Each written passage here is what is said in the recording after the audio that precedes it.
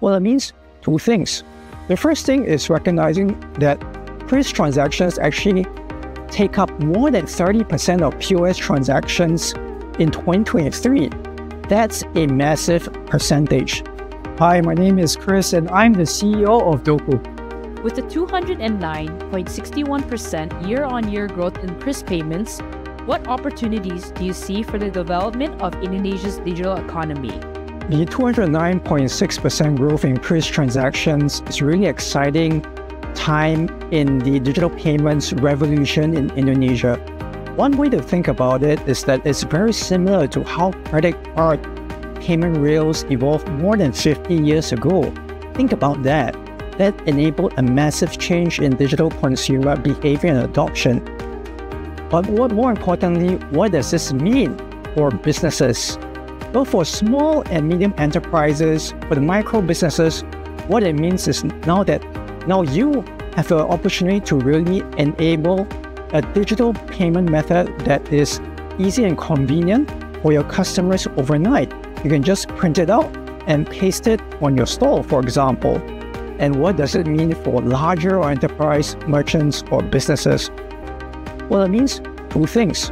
The first thing is recognizing that POS transactions actually take up more than 30% of POS transactions in 2023. That's a massive percentage. The second thing is recognizing that suddenly you have the chance to access this base of 55 million POS users all across Indonesia, no longer just in Tier 1 or Tier 2 cities, but also in Tier 3 and Tier 4 cities. So this is indeed a massive opportunity for all businesses in Indonesia. How do payment digitalization through QR code method contribute to financial inclusion in Indonesia? Financial inclusion is indeed a very important topic. And maybe the one way to think about how we can drive financial inclusion is understanding how it adopted and gained traction across the world. Now, the typical entry point for financial inclusion is digital payments. Users across the world who first use digital payments quickly adopt other financial products like banking or lending. And one reason for that, of course, is once a user starts using digital payments, data is digitized. And once data is digitized, it enables especially fintech lending products to be available. And QR code and digital wallets are especially relevant for Indonesia because more than 50% of rural communities in Indonesia are actually already using QR code or digital wallets. The other reason to think about is what are the infrastructure requirements?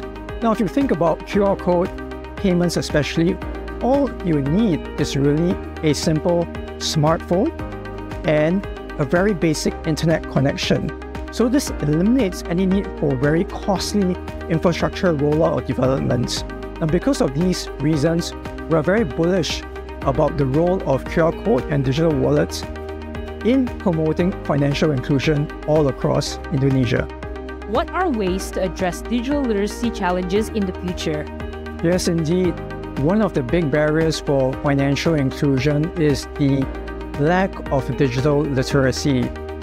So how do we sort of overcome this basic problem of digital literacy? There are a couple of ways to do it. Here at DOKU, we've tried to launch targeted campaigns to really try to improve digital literacy through the various platforms that we have on, for example, Juragan DOKU community, forming a community that really helps to educate each other in terms of the benefits and ease of digital literacy.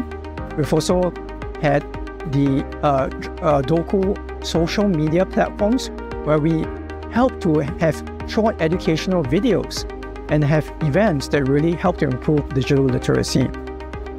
But we realized that trying to improve digital literacy is something that no single player can do on its own.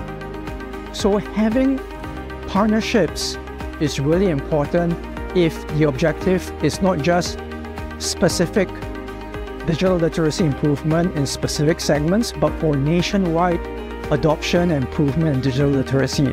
This is where collaboration is important across all players, from the regulator to educational institutes, to our fintech peers, and of course, traditional banks. All of us have a role in terms of improving digital literacy. It's only if all of us work together that we can really move the needle on improving digital literacy in Indonesia.